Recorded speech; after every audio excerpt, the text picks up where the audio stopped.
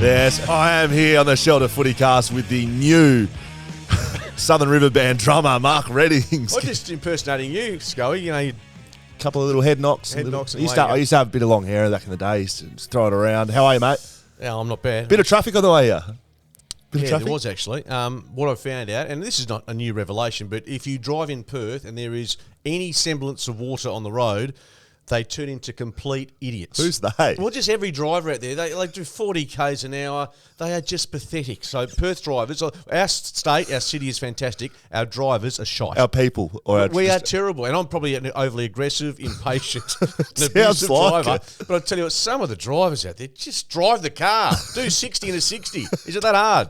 Dan's a beeper. Dan beeps daily, maybe 2 or 3 times, maybe, and it's a prolonged beep. Are you a beeper? You beep? Well, I think in New York or Bali, you go, yeah, that's par for course. You do it here, and suddenly you jump out of the car and there's baseball bats. But yeah, so beeping can be done. You've got to pick your targets when you beep. I try and pick like elderly women or someone who's smaller than me. You're a bit of an abuser inside the confines. Oh, yeah, totally go off, which is not great for your children who are learning from you in their life. Very good. You've actually got to just look behind you when you beep, so it looks like it's. So if they look back in their rear view, it looks like it's coming. Or from turn your behind light on and off, so it looks like you just accidentally pressed it. You two blokes are psychopaths, I'll tell you what. Shelter FootyCast, live from BackChat Studios. Skeets here, got through the traffic. The Southern River Band boys, of course. Mark Reddings may be a guest appearance down there at some stage. Would be good to see. Monday and Thursday, we do a preview and a review of the round coming up. Round 21 coming up, a preview this week. West Australian theme. We get through the Dockers, we get through the Eagles. You can find us on socials, Shelter FootyCast. Give us a follow there. You can send us an email. We've got some listener emails today to get through, Skeet. footycast@shelterbrewing.com.au. Watch us on YouTube. Listen to us on the podcast. All brought to you by Shelter, born and brewed in Busselton. Now, we've got a big night next Friday. Get your diaries out. I'm not sure how you keep track of things, Skeet. Do you put it in your phone? Like Kramer, it's all here. Oh no, it's in your head. Well, that's why we just sometimes don't know. No, you're actually very prompt and never seen you miss a thing in your life. No, I'm pretty good like that, but you're right. I'm not great with, but I have got a diary. So look, the 12th going to be ripping. 12th, Friday, next Friday. Yeah, of course. Big game of footy on before that. We've got beers, meat raffle, which is pretty traditional, isn't it? Yes. And we'll talk a bit of footy. We're going to do a derby preview, of course. It'll be the derby on the weekend. So we've got the Friday, Shelter FootyCast night. Tom Cole's coming down, West Coast Eagle. Still chasing a docker, but we will have a docker down there. Don't know, sort of, we got any throwback docker? Maybe Tony Modra could maybe head down. Or we got Clive. Clive I don't Clive know. would be good. But either way, it's a Freo home derby, and they've got, let's be honest, a bit more to play for next week than what the West Coast Eagles do from where we sit right now. They do. Okay, let's get into the big moments of the round. There's been a couple of big ones in retirements in this state. Josh Kennedy and David Mundy during the week come out and say they're in their last years of footy. Josh Kennedy playing his last game this week. You've been in WA footy for a long time. How do you see their contribution individually to both their teams and footy in general here in this state? Hasn't it been a really weird week? Because if you look at Josh Kennedy and David Mundy, their contributions, and normally you can look at a player and go, he was disliked by opposition supporters, or I think Kennedy was suspended once, going back about 7 or 8 years ago. Really? A rough conduct it was. Right. David Mundy, don't think he has, but my bottom line is they're universally liked by football fans. I don't think, when I say liked, if on the weekend, Docker supporters, if they are at the game against Adelaide, they'll applaud Josh Kennedy as someone that they respect. And the same will apply with West Coast with David Mundy. I think there's a great mutual respect from fans and also to each other. They've been terrific, and it is sad. It's going to be sad. Sad time for them departing, but I think particularly for Kennedy, his body was saying enough's enough. David Mundy, did that surprise you? I guess it did a little bit. I'd sort of spoken about the 400 game that he was trying. I think he's on 372, 371 somewhere there. So he was going to have to play another full season. Clearly, that wasn't anywhere near his motivation. And hearing him speak in the media and again sort of following up, it really sounds like he feels like it's the right time to step aside. There's some young midfielders coming up. Erasmus has been playing well. That would be one that springs off, the page for me. But, the fact that he's still playing well, he had 35 touches last week. I think that's big for him by the sounds of things. We were lucky enough to speak to Sean Darcy on the podcast on BackChat on Monday, and he spoke about in the showers after the press conference, Monday, speaking about that he's really happy to go out on top. And so for them to do that, Skate, They need to get moving in a very big game of football. We're going to cover it a little bit. They need Flagman to send him right out on top. I'm just telling you that right now, Mark Reddings. Got some work to do, but you're right. And Josh, obviously, hopefully it's 40,000 plus at Optus on Sunday against the Crows. And speaking of which, the Crows... Can we not sell that out, West Coast? They should, but they won't. Should be one of the top three. I've said the greatest ever Eagle. I know that can be argued here or there, but he's definitely in the conversation.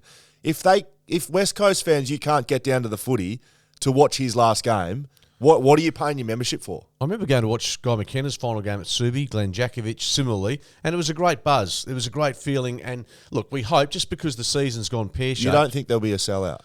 Well, sellout means almost 60,000. I'm not sure they'll get that. Why? What else? What are you paying your money for? What are you going to the footy for? Put it this way: if they get 60,000, I'll take you out to lunch. Okay, they won't get 60,000. Crown Dan agrees. They won't get 60, but you're right. It should be a 50. Should be their biggest match of the season, given the finals long gone. I mean, there's nothing at the back end of the season that's going to attract them. So this is their moment. If you own a membership and you choose not to go, it's an indictment on you personally, West Coast fans. How's that sound, Skate?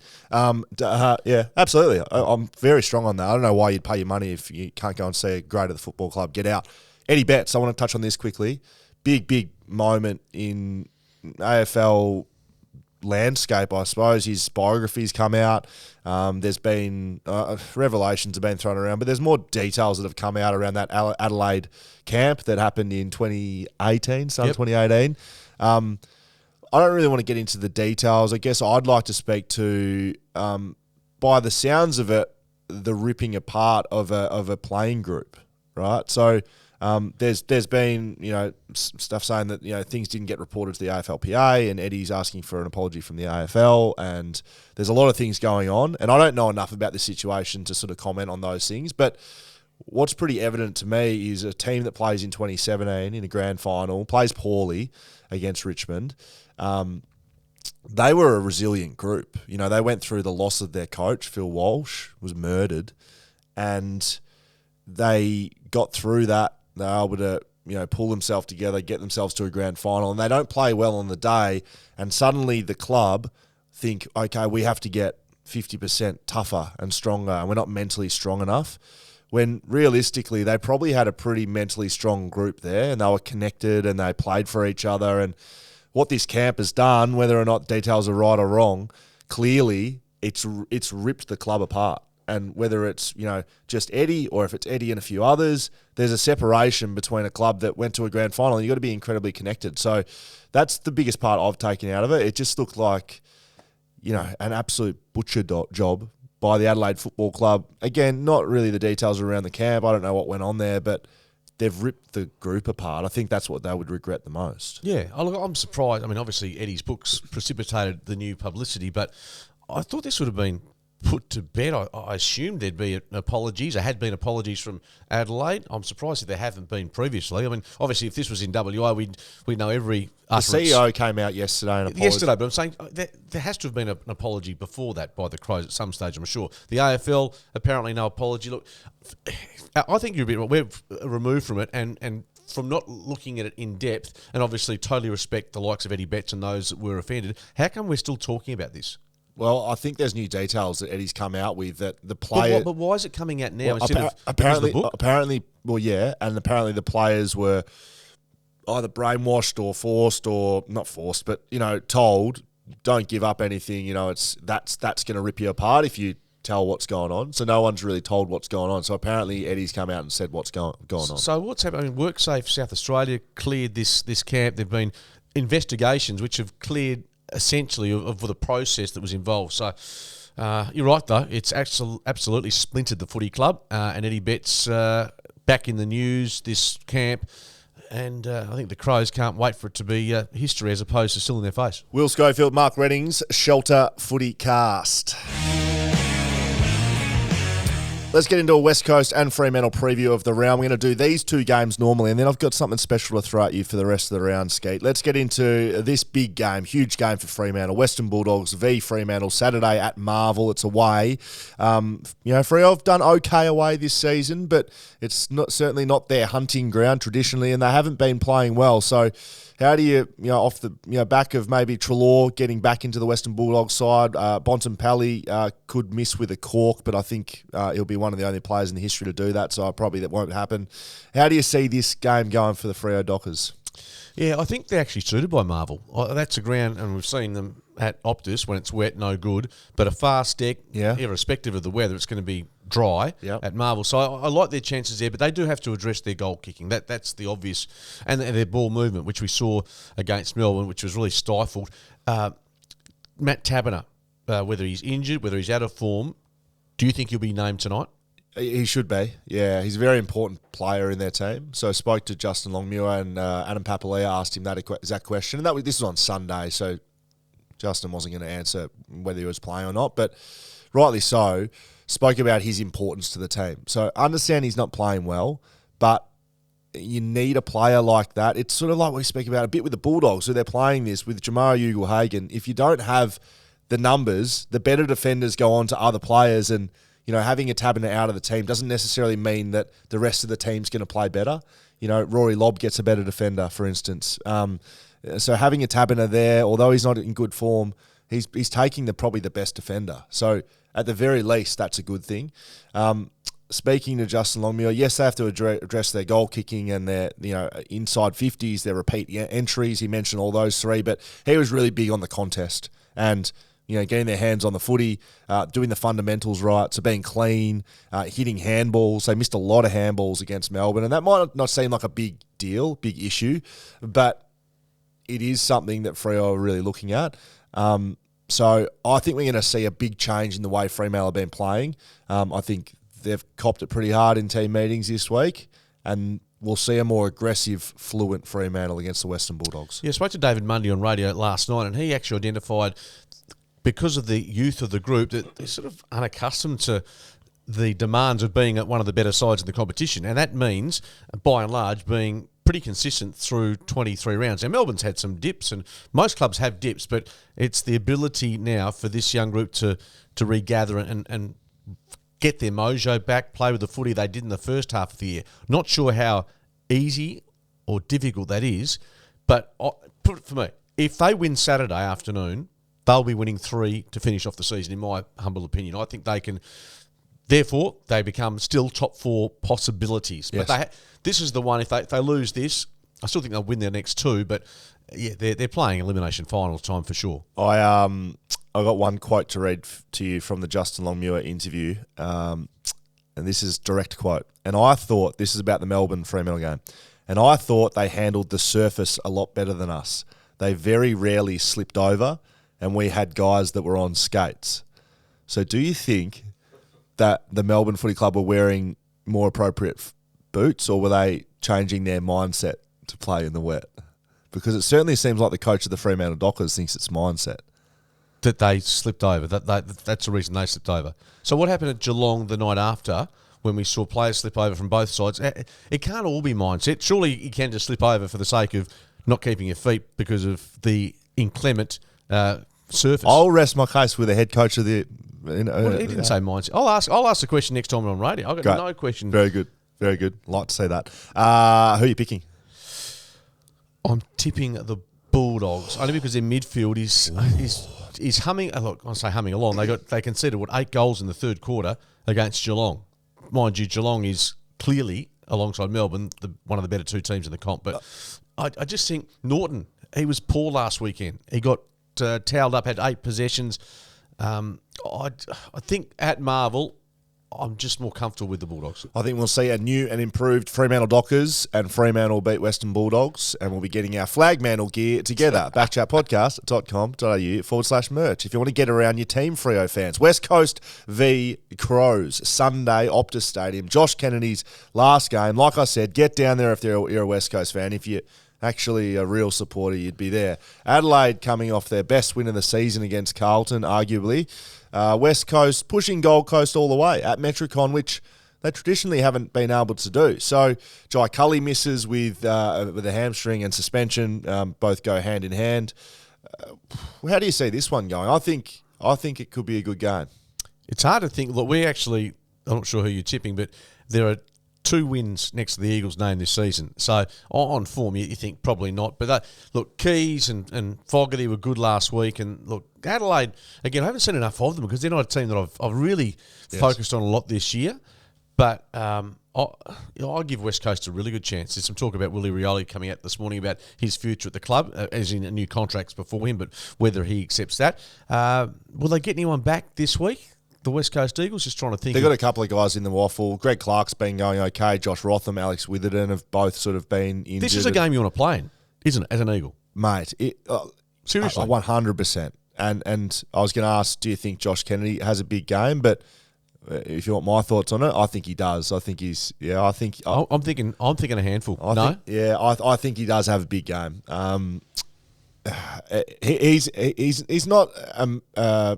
a selfish guy, he never has been. He's always celebrated other guys' success and goals and team success more than his own. But he will know this is his last ever game of AFL footy. He will leave it all out there. And not only that, his teammates will look for him more often, not more often, but as much as they ever have. There's a group of players that'll be playing. So Tom Barras, Luke Shuey, Shannon Hearn, the older guys, right? That Nick Natanui, that will lift immeasurably, that they will go to a new standard for Josh Kennedy. And it doesn't mean that they're guaranteed to win this game, but they certainly, their output will have a huge boost. And when it gets hard, they'll just think, got to do this for Josh Kennedy. So I think West Coast win. That's my tip, and I think Josh Kennedy has a big game. I agree with you. I reckon he could kick 5 goals. Yep, and you know what? For the first time in age, I'm tipping the Eagles. Isn't it funny? And that is mindset. Because if this wasn't Josh Kennedy's last game, you'd pick out, probably. But well, Adelaide's no great shakes, but it is the mindset of this group going into it. I think 100% is going to be critical, and I think, I'm not saying they're the better of the round, but they are this is their third win of the season in my mind. This is why I bang on about mindset. I know we have a bit of banter about it, but the AFL season is literally mindset. Like, all teams can play. All teams have good players, strengths, weaknesses. Like, everyone, I know North Melbourne's not as good as Melbourne, but mindset, when a new coach comes in, how a team always wins when a new coach comes in, that doesn't do anything from a physical point of view. You don't change from week to week, but usually they win. That's mindset. And then big games, milestone games, mindset. Slipping over in the wet. No, we saw it with Shane Edwards. We saw it with Joel Selwood. Both those teams that they represent.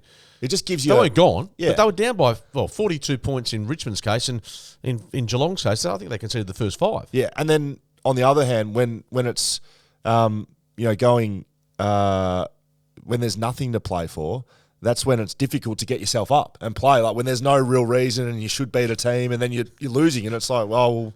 So what are you saying? Round 23 in Geelong is going to be a long day for the Eagles? Absolutely. Hasn't been a good hunting ground down there for the Geelong, for West Coast Eagles. That's West Coast and Fremantle. You are here on the Shelter FootyCast. Mark Reddings, Will Schofield. Rest of the round. So, my little idea for today, okay, just something a little bit different. Just to cool you down after some long hours in traffic on the way here. Just want to cool you down with a bit of PTI today, Skeet. So, again, we haven't said what that stands for, but we're going to go head-to-head on every matchup for the rest of the round. You're going to take a team. I'm going to take a team. We're going to argue why they can win, and then we're going to make our picks. Now, we don't have to pick the team that we've argued for, but we do have to make a case for each team. Sound fun? Oh, it's going to be a blast. Melbourne v Collingwood, and you are a dickhead. 5:50 Friday, MCG. Who do you want to argue? Who can win this game and why? Skate? Well, again, I'm going to take the tough road here. I think Collingwood, despite the naysayers, they've won 10 in a row. They're out the door, no chance with the bookies, but they are legitimately a chance to beat Melbourne. I think they've got the system. They're a team. You talk of the mentality. They are a team that doesn't know how to lose at the moment. So on that basis, and I think they've got the question marks are remaining. De Goey back has played a game. The Dacos boys, they have got all the elements for me, as they did on the Queen's birthday holiday match, to roll Melbourne. on a Friday night stage because they've been written off. This is the first team I've seen win 10 in a row and given no chance whatsoever. Melbourne are completely back. They beat Fremantle here at Optus, the absolute fortress over here in the West. Their contested balls back. Jack Viney, who hasn't been the star of this team, steps up. He is the Robin to Batman of Oliver and Petrarca. A couple of Batmen in the team there, Skate. And you know what? You know what else? Collingwood's bloody due for a loss. They can't just keep winning. I'm sorry. No team can just keep winning, especially when it's a Collingwood, when they can't put a team away. They're always around. They're always hanging around. They've got heart attacks in the stand.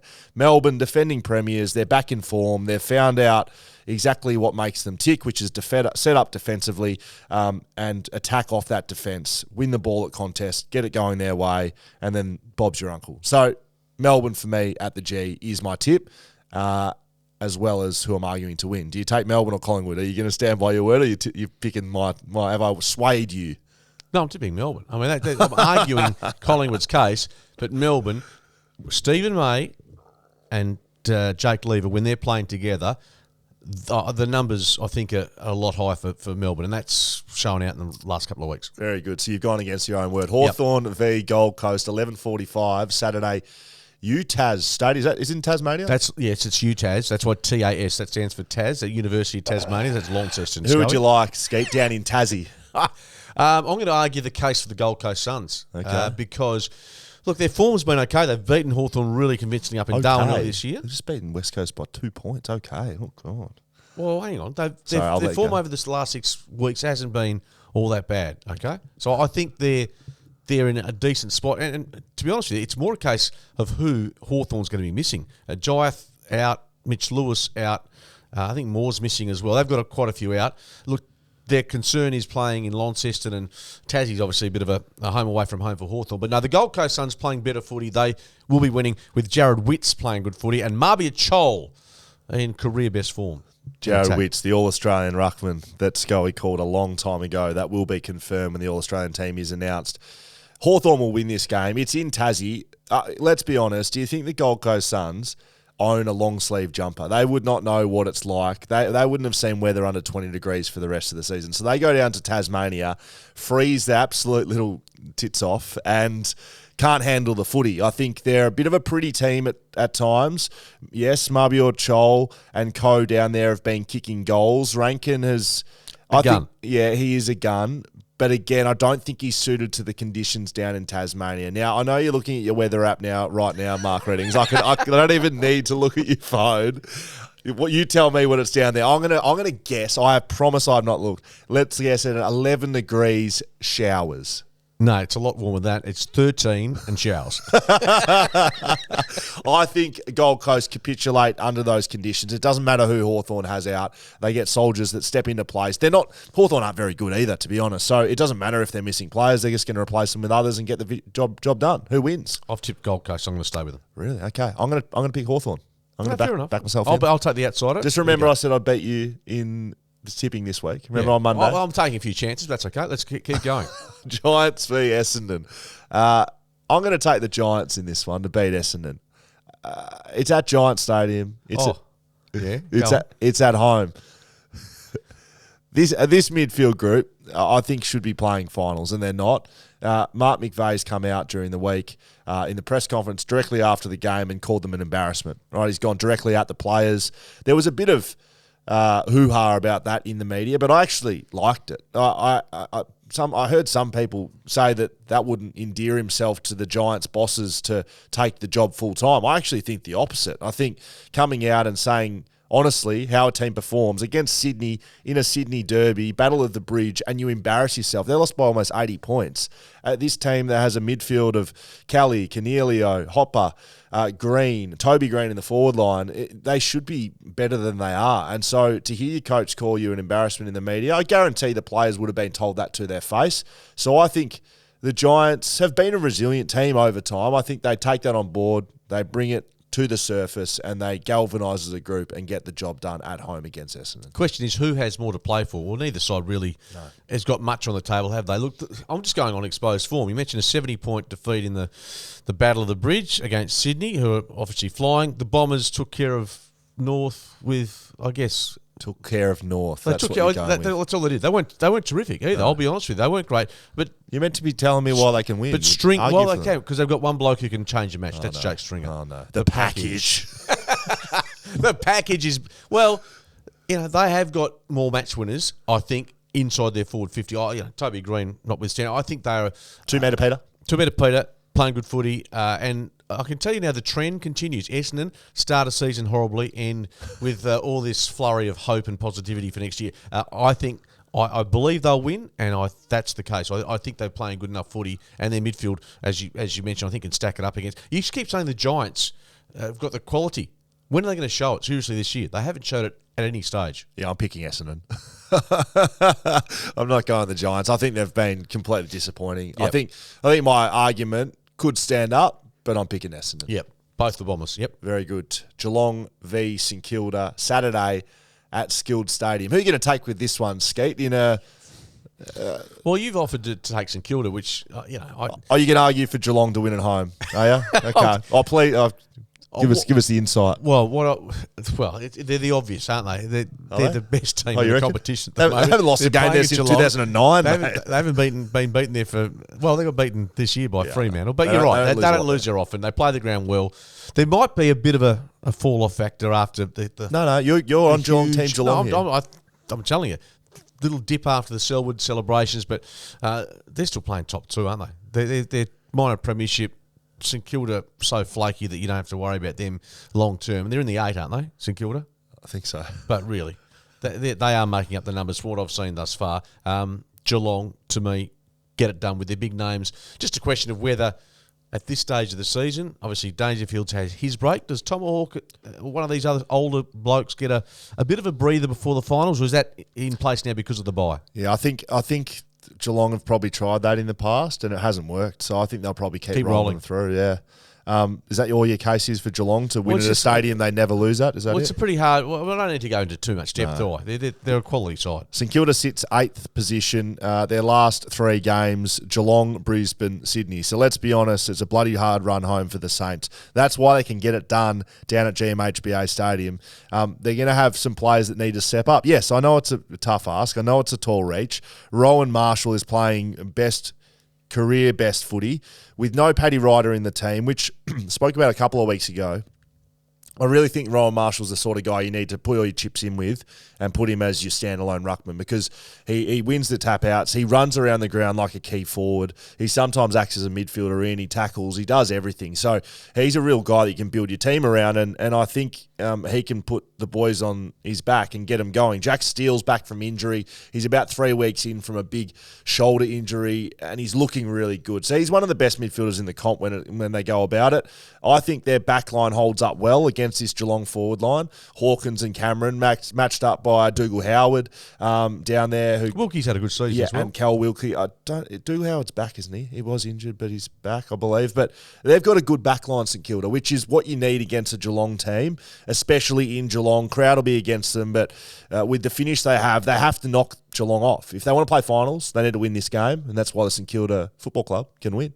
That was a pretty good argument, wasn't it? Yeah. Oh, well, you're tipping Geelong, I know that. And look, Mark Blick says, I've got to mention him, isn't he the most versatile footballer ever to play the game or not? Yeah, who's been? Yeah, I've heard a few of those. I mean, I just watched him last week. Matt Pavlich was pretty good. He was All-Australian in every position on the ground.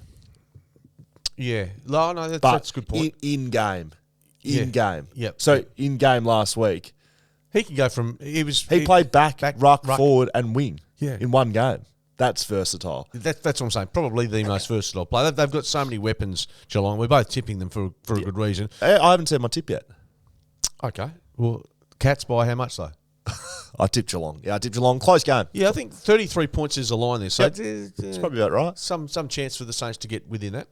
I was just going to let you know, Dougal Howard is going to play. Yeah, good. So, St Kilda, half a chance. I think you're right about the Joel Selwood come down. That sort of things happens. With the mindset thing is real. They would have got themselves so up, have to win for Joel, and they win, and then they've got 3 games left. They're going really well. They're at home. Game clear. Just rock up. Danger.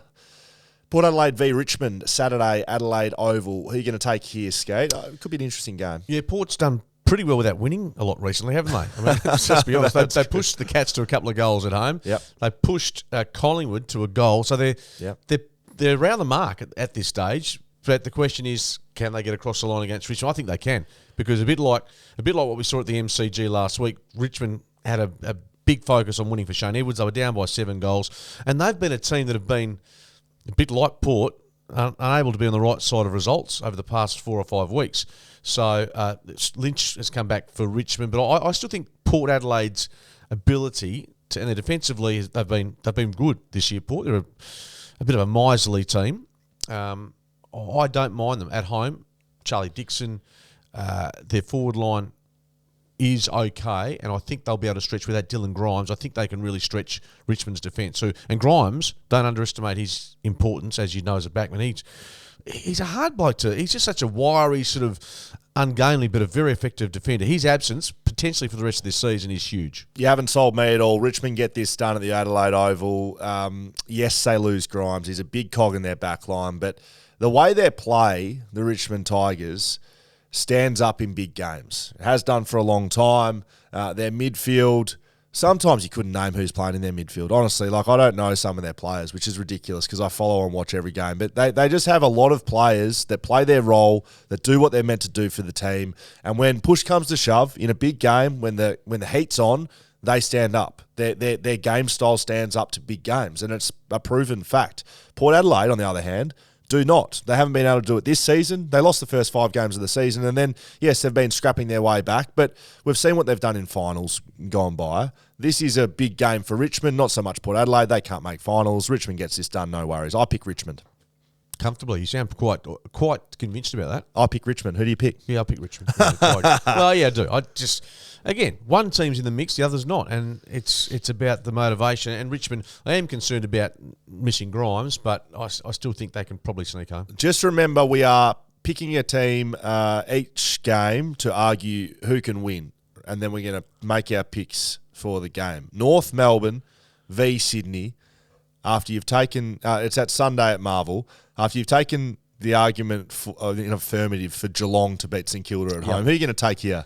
Who are you going to argue to win this game? You fought pretty hard for this one, so I've allowed you to take North Melbourne as the as your argument. You're going to argue for Sydney, are you? I'm going to argue. Let's try and make this a little more juicy. I'm going to argue for a Sydney victory in excess of 11 goals. Is that it? You think it could be more than that? Oh, no, I'm going to argue for North Melbourne. Why? I think it's a 11 goal plus win to Sydney. There you go. At Marvel Stadium. Why? Why? Because they've found their form, which will take them probably to, I'm guessing, a prelim final this year. Really? I think, and you and I both, you've been very strong on them. Yes, the Swans, and I think they have got the ability to go deep, and we've seen them against the GWS Giants, what they can do. I mean, you look at their back line and the experience. I mean, Dane Rampy's done it for so long, and what they've got to come back into the side. If you look at it, they've got Buddy up and running.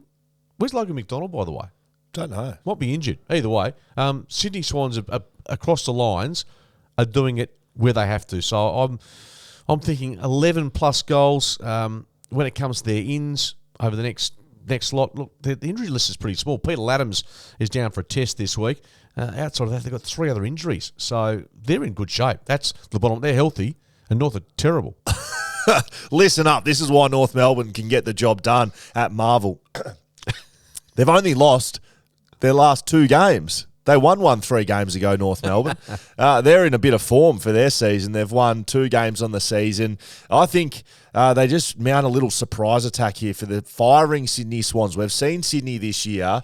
They've been a little inconsistent when it matters. I know they look like they've got their form back, but they had a patch in the middle of the season like this as well. And then what happened? They started playing poorly. This is a team that they can lose to. Marvel Stadium. Sydney notoriously don't play very well at Marvel. They like it. They like it a bit rough. They like it a bit wet. They like it slippery and on a shitty little ground at the SCG. Get them on Marvel, under the roof, North Melbourne.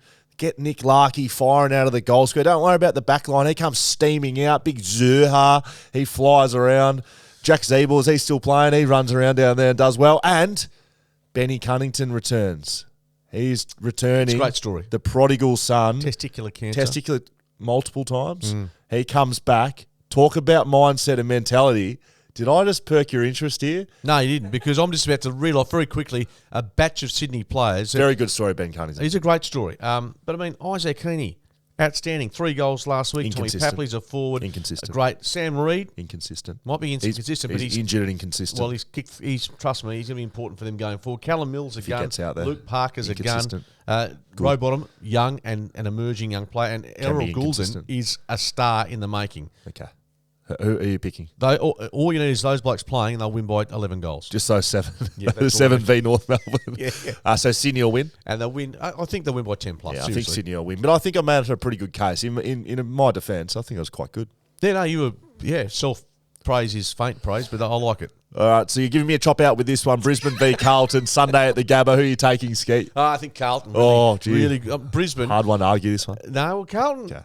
Carlton, I think It's been a good game. Last 10 weeks have been win-loss, win-loss. They have just been up and down. And of course, they lost last week to Adelaide. That was a horrible defeat. They will bounce back. There's no question about that. They've got a midfield that can really trouble Brisbane. The Lions, for all the bluster, and I had them as my pre-season premiership tip, they can't win at the G. And Carlton, I think they realise that if they lose, well, they know if they lose their next 3, which is very probable, they'll miss the finals completely. I think they've been too good a side this year to do that. I think Cripps will lift, Walsh, etc. Their midfield will do enough. Chera, have you judged his first season? Injured for a bit of it. Good without being great. Yeah, I mean, probably expecting a bit more from him at times. And I think Kerno Mackay will give the Brisbane defence some real trouble on the weekend on a dry day, which will be up at the Gabba. I think Carlton, their form early in the season, perhaps patched over a few cracks. The fact that sort of a new regime had come to the club, a lot of excitement up and about. They have fallen off the cliff a little bit in terms of their performance. If they are going to rediscover that, that's how they can beat Brisbane. But I think Brisbane gets this done. It's at the Gabba for starters. They don't lose many games at the Gabba. It's a difficult place to play. It's slippery. It's wet even when it's dry. I don't know how that works, but that's what happens at the Gabba. And from an away team experience, it's the worst in the AFL. They've got shocking rooms. They absolutely stink. I haven't even got to the game day stuff. It's a shocking place to be an away team. Carlton need to win this game. And I think, unfortunately for them, they've got a few young players that have performed and held up for them. But when push comes to shove, when business end of the season, when real expectation is on this Carlton footy club now because of the way they've played throughout the year, I think the expectation becomes too great and they capitulate a little bit towards the end of this season and miss finals, Carlton. And that's not me just being argumentative. I think they're in a bit of trouble. Yeah, which is sad because, I mean, as a competition, Carlton playing finals again would be good. Yes. But not to be. Who are you going to pick? Tipping Brisbane. No, I think we've got to tip Brisbane up there. But I think Carlton, this next 3 weeks, if they don't show something this week, it could really get ugly. Yeah, I agree, mate. What about match of the round this week? It's got to be Friday night footy, doesn't it? Melbourne v Collingwood, 2nd v 3rd. MCG. Huge game. I mean, Freo Western Bulldogs is big in the context of both of their seasons. But this is the marquee match. If you're asking anyone outside of WA or South Australia, this is the game that I think most neutrals will say Melbourne, back in form, Collingwood, won 10 in a row. The rivalry goes back donkey's years. That's the marquee match. All right, very good. That's the one to watch. Now, a little bit of a special interview coming up for you. We've got a great man joining the show. He's got a show down at the Busselton Brewery, An Idiot's Guide to Wine. Merrick Watts is about to join us on the show. Very funny man. So it would have been a nice contrast with you and him. Shelter FootyCast here, and we are very lucky to be joined by the great man. He's in Sydney at the moment. Merrick Watts joins us. Merrick, how are you, mate? Very good, mate. I'm up and about at the moment because the Magpies are just winning every game by the smallest possible margin, and it's just very, very reassuring having your footy team try and do the least they can to win games. Now, we're going to have a chat about An Idiot's Guide to Wine, which is happening down at the Shelter Brewery down in Busselton. We're going to do that later. I want to talk about footy with you first. I know you're a big 100%. Pies man.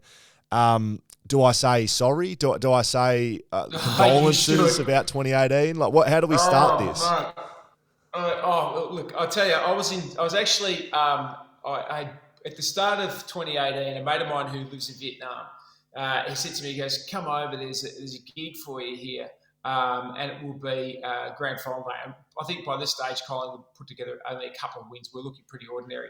And I said, oh, look, you know what? I'll do it because, it's a trip to Vietnam. It's all expenses paid. I'd be mental not to do it. Wow. So I said yes. And then about 6 weeks out from the grand final, he said to me, how are you feeling about coming up? And I said, not very good. But I went through with it and I went to Vietnam. So I watched the game in a bar in Saigon and there was quite a lot of West Coast Eagles supporters there.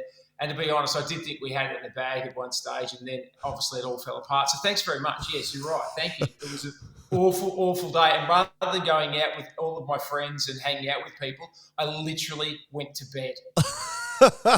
Were you giving it to people in the bar? I don't know you well, Merrick, but I can just imagine you just Collingwood fans sort of wobbling their head a little bit. We're going pretty well here. Oh, yeah, look, we did think we were up and about there. And then obviously the West Coast supporters who were there too are pretty feral. So they really got stuck into me afterwards. And I was just like, all right, okay, you've had a win, calm down. And then everyone goes, oh, we'll go and have some beers and you'll get over it and stuff like that. I went, no, you're wrong. I won't get over this. I will never, ever get over it. So I'm a Collingwood supporter. We have lost more grand finals than we've won. We're the only team I think has done that. It's absolutely ludicrous. We've lost more grand finals than any team has won. There's a warming stat. I will say there is some, quite a few West Coast fans that listen to this podcast, the Shelter FootyCast here over in WA. I mean, a Collingwood fan calling West Australian fans feral, perhaps a little bit. Yeah, but they are. Yeah, correct, absolutely. I do know that. They're just, they are feral with the suntan. Very good. Now, before we get on to an idiot's guide to wine, one more question. The current footy team, I mean, you must be happy with how the boys are going. Craig McRae, Jack Ginnivan, he's kicking goals for you. Scott Benenbury's still running around. Not sure how that's happening. You must be happy. Big game Friday night, Melbourne v Collingwood. 3rd v 4th on the ladder. 3rd v 2nd on the ladder.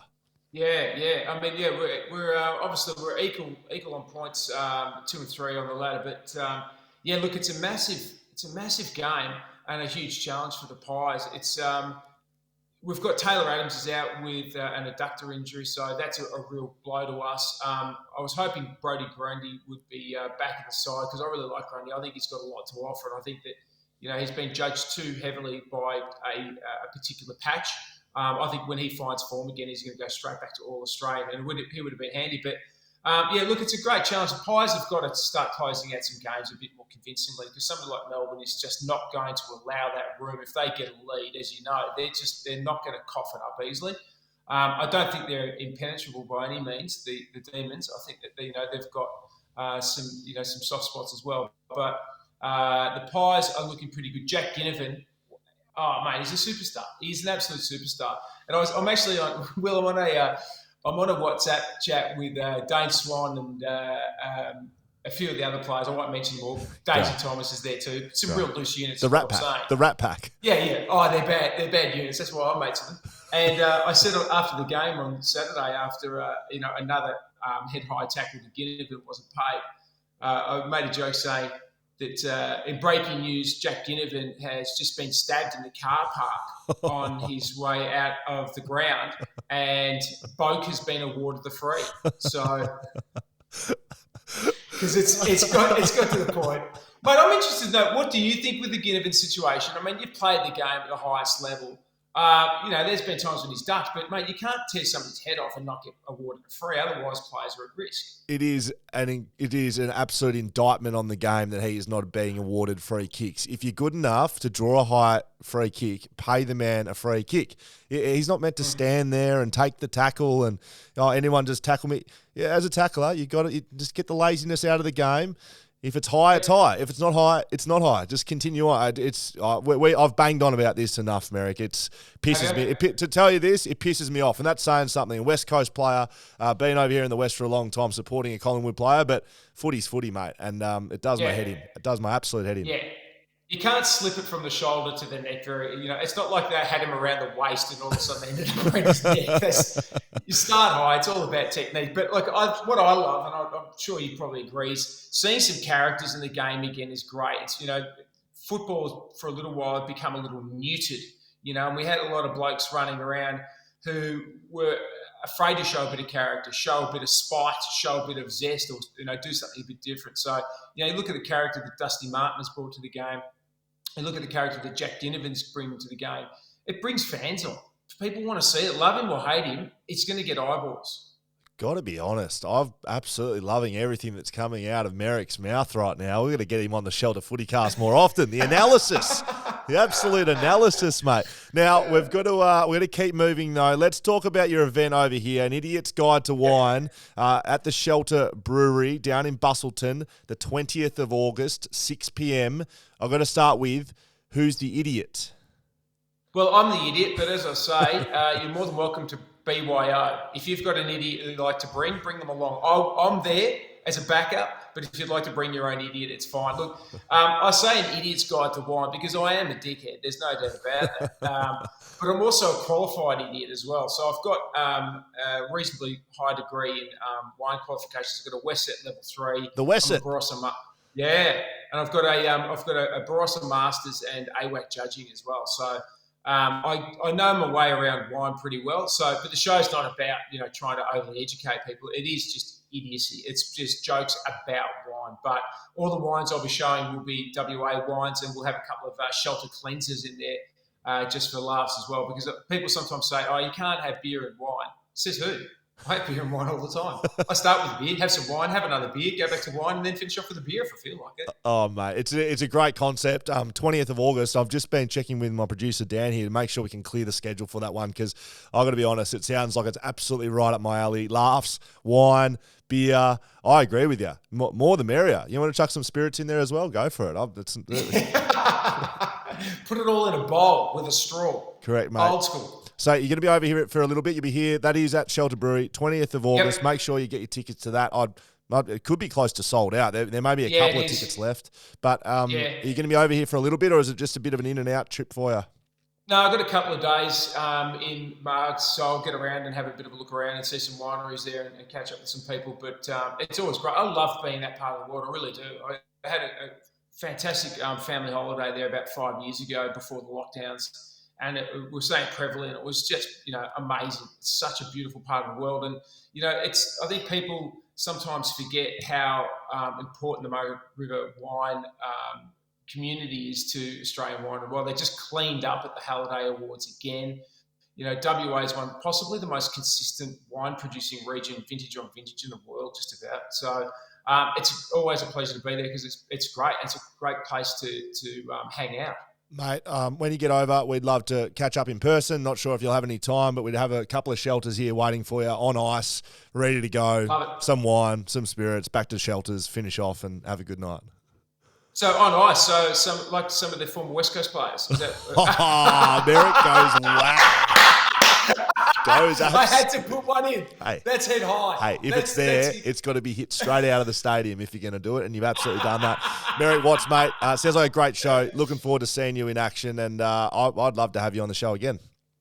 Mate, anytime. Genuinely love it. Good on you, mate. Thank you. Good man. Very good chat there with Merrick Watts. Big Collingwood man, so disappointing 2018 for Merrick, unfortunately. But it's going to be a good show down at Busselton, down at the Shelter Brewery. An Idiot's Guide to Wine. I'm not sure if there's tickets available, but if there is, jump on the website and find them and there. Skeet, got some listener questions come into the email.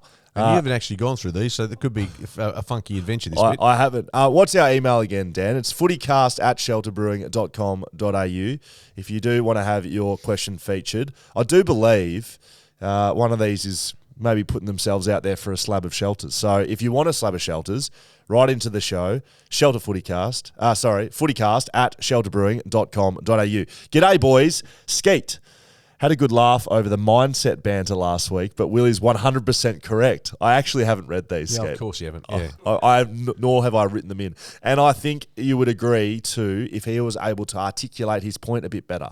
But he's a backman, so what can you do? Right? So he's now, he's articulated this for us. Think of it like a Formula One race. It starts raining halfway through and the cars all have to come in for wet tyres. Now, if they all leave the pits and continue to race exactly the way they were, except now with wet tyres, they would all spin out at the first turn. That's because the wet weather tyres or boots, studs in footy, aren't enough on their own to fix the problem. Every driver now needs to completely change their mindset about the whole race in order to avoid slipping off the track. They now need to be fully conscious of the situation and can no longer rely on muscle memory. They have to brake and accelerate at completely different points. They now have a larger turning circle and need to go slower. If a footy player has the ball in defence and is under a lot of pressure, it can be easy for them to just rely on muscle memory to get them out of trouble and end up slipping over. Love the podcast, fellas. Have a good one. That's from Jakey Boy. And I love you, Jake, because you've just done very well there. Just don't look at me like that. What have you got? No, just write a reply. Good to hear from Lewis Hamilton there. It's a fair dinkum. I don't need a Drive to Survive lesson about when you slip over. I mean, he's given me everything but putting the nuts and bolts on the wheels before the pit stop. Seriously.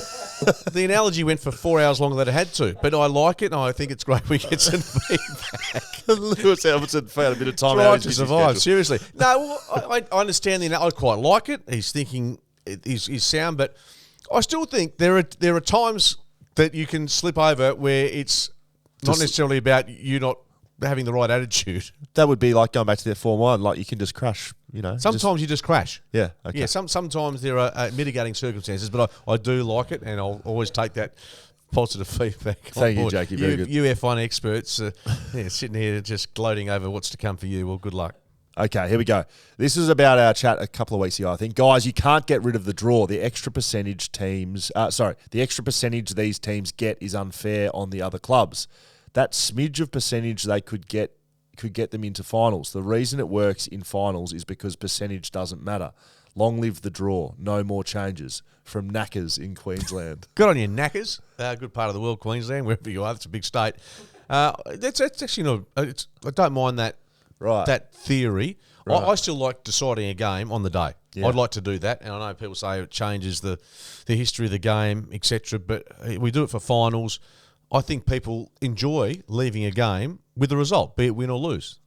But the percentage, I suppose it does have some bearing in it, but that's, I mean, the downside for anyone playing extra time is that you got an extra 10 minutes out there and probably not ideal for anyone. Yeah, I tend to agree with you, but I'll take Knackers' point on board. Thanks for contacting the show, Knackers. Good man. G'day, gentlemen. Not recent, but still a great story. Plus, I'd love some shelters.